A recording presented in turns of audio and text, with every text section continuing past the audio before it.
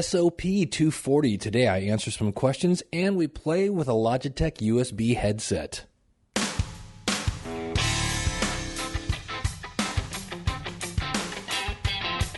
It's the School of Podcasting's morning announcements. Here's Dave Jackson.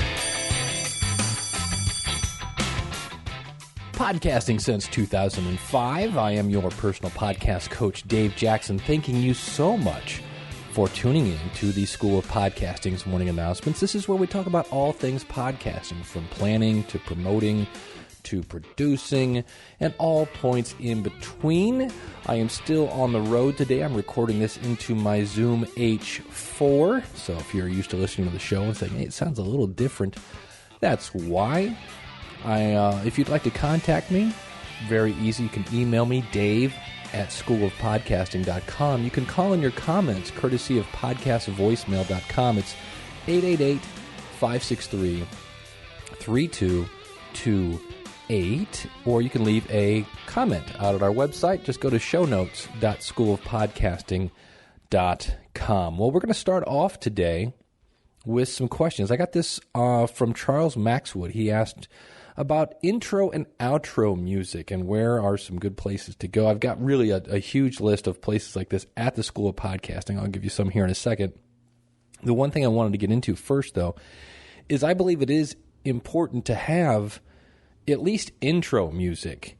It sets the tone of the podcast. It gives it a professional feel. And the music that I use for this podcast, that kind of funky little thing, I actually got that off a CD from sounddogs.com.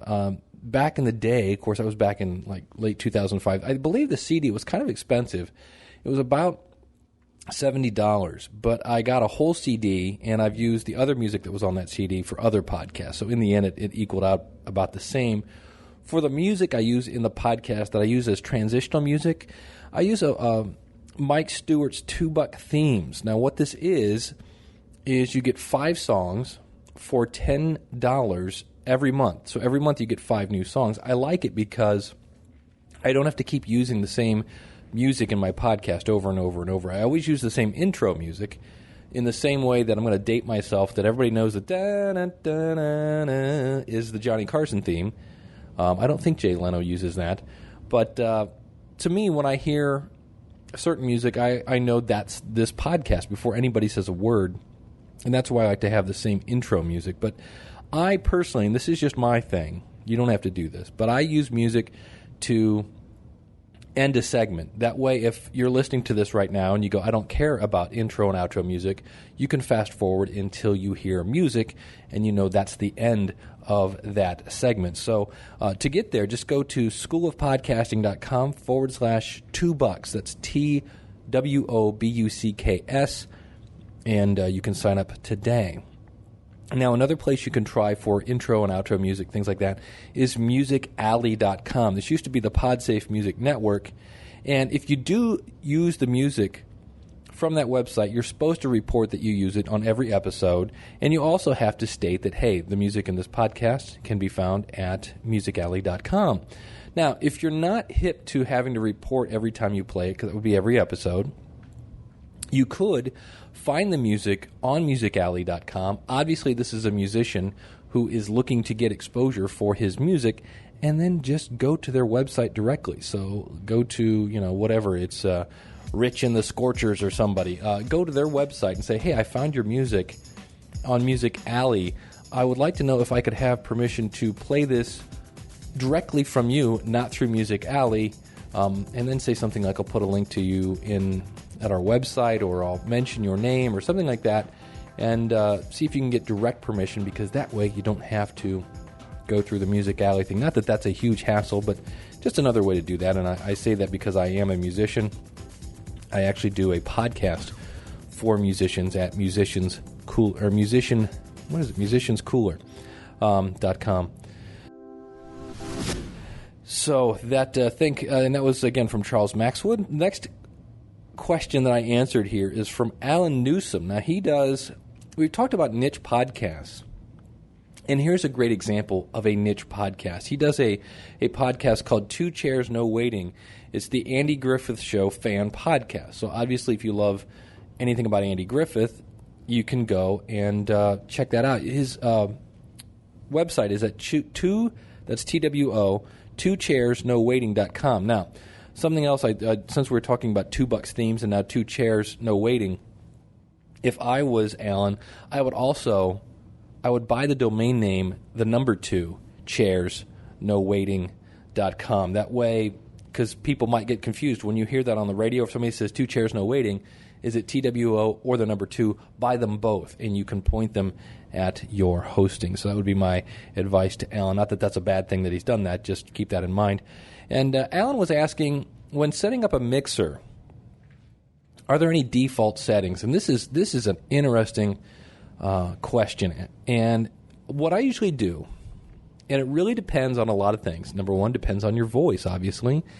It depends on your microphone. And in some cases, it depends on your mixer.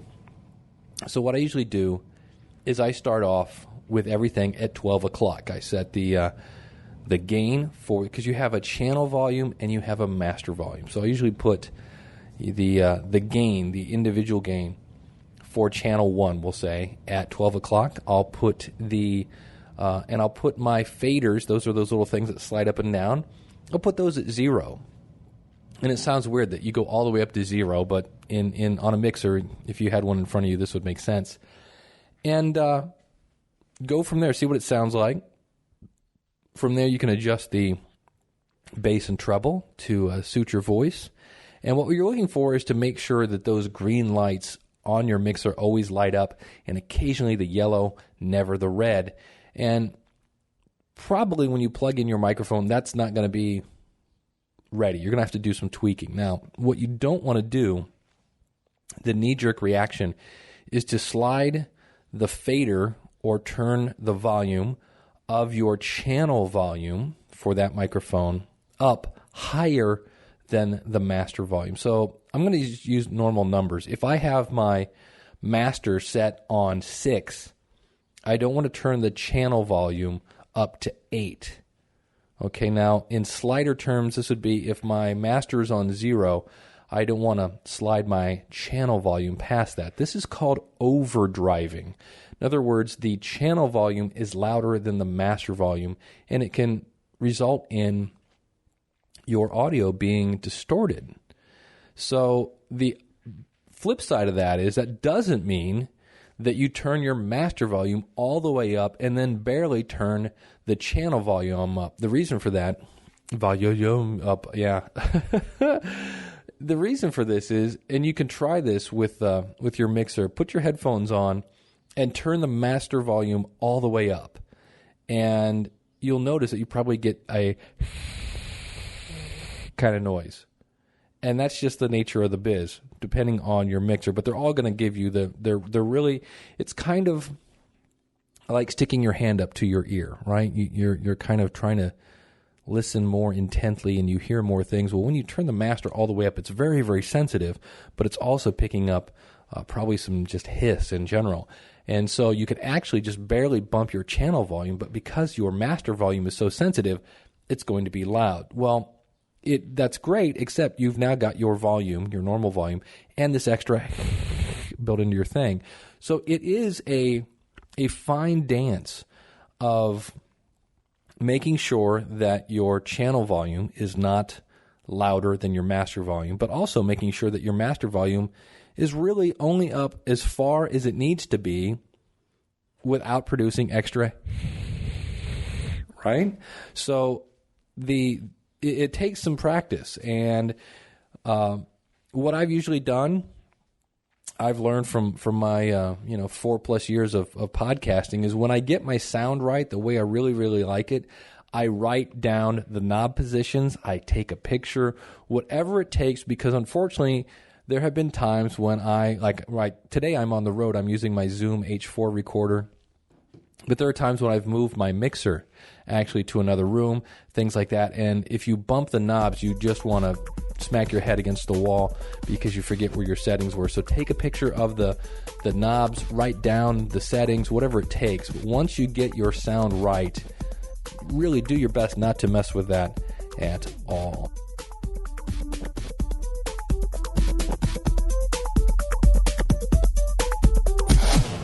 And again, if you have a question for me, I would love to answer any questions you have. Simply email me, dave@schoolofpodcasting.com, or call in your comments, 888-563-3228. And I want to talk about, I like to do gear reviews from time to time on the show, and I have a lot of people ask about USB microphones, and more importantly, I've been hearing a lot of talk about USB headsets. Now, USB headsets that you buy at, say, Best Buy or anything like that, they run anywhere from $30 to $50.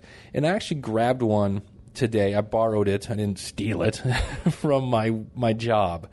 We do some online tutorials. I do online training there. Again, my background is in training. And I believe, I was trying to find the model for this, and I was looking online. I believe it's a Logitech USB headset, and what that means by that is it's headphones and it's a microphone. I believe it's the H530. I was looking online to match it up because unfortunately it doesn't have the model number anywhere on the headset. And I've got to tell you, I think this sounds horrible. Now, part of this could be is that I'm plugging this into a laptop. This is an old Toshiba laptop, and in theory, it shouldn't matter because it's all USB, and I always hear how USB is so clean and it sounds so crisp and clear. And I was doing some things last night, and I heard some humming. It is clear. What they do is they cut out the frequency response many times in these microphones. Like you won't pick up the bassy end of the talk, because a lot of times when you have that spectrum that you're picking up, that's a lot of times just breathing. Your breathing will register in those levels in the bassy end, so they'll cut those out so that you don't have as much breath noise when you use these microphones. And they really focus on the frequencies, I guess you could say, of the human voice, which makes sense because that's what it's for. But a lot of times these are made simply for Skype and for gaming. You know, the young kids of today are playing the games online and they want to communicate with each other, so look at a headset because it's hands-free. It's not really, in my opinion, my first choice ever for a podcast. So with that, let me plug in this USB and we'll give her a whiz and see what it sounds like. All right, so here is a sample of me speaking into this headset.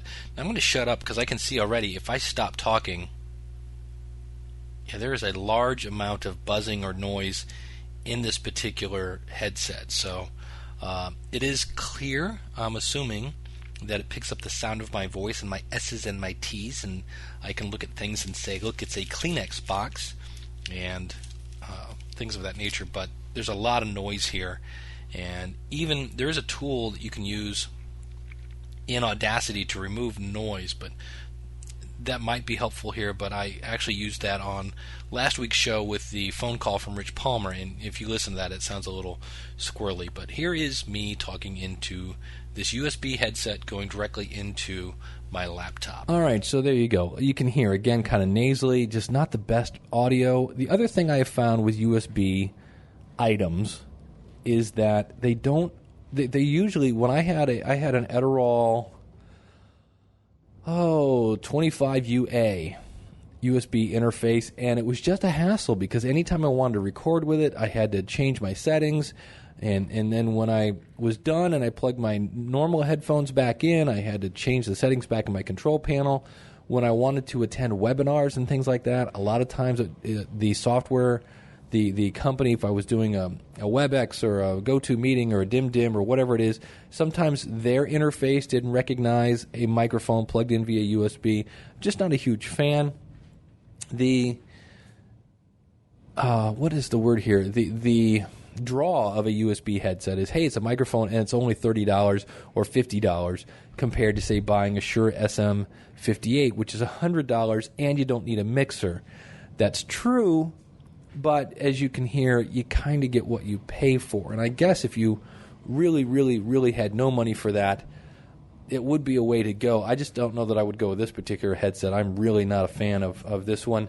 But that's where, if you know somebody who has one, listen to what theirs sounds like, go from there. I definitely, maybe go to a forum at Podcast Alley or find another podcaster, things like that, and only use a USB headset that you actually heard first hand, because I'm not a fan of this one. So with that, I'm going to call it a day here with my Zoom H4, and thank you so much for taking the time to listen to the School of Podcasting's morning announcements. Want to again remind you, if you have any questions, I'll be more than happy to answer them. You can email me, dave@schoolofpodcasting.com. You can call in your comments. We could hear your smiling voice right here on the podcast. Simply dial 888-563-3228. That's courtesy of podcastvoicemail.com, or you can leave a comment out in the show notes at shownotes.schoolofpodcasting.com. Where I really would like to see you is on the inside of the School of Podcasting. We've got step-by-step tutorials. Today we talked about Music Alley and sounddogs.com. I've got a lot of cool places where you can get music. If you're looking for ways to sell your podcast, we've got resources for that. If you're looking for artwork, if you're looking for design, if you're looking for WordPress themes, if you're looking for anything that you need to make a podcast, we've got it all organized with step-by-step tutorials to walk you through the entire process at your pace. You want to go as fast, as slow as you want, we're there for you. And along the way, if you have any questions, you got me, your little old personal podcast coach. I think more old than little at this point. Personal podcast coach to help you along the way. So thank you very much. And until next week, class is dismissed.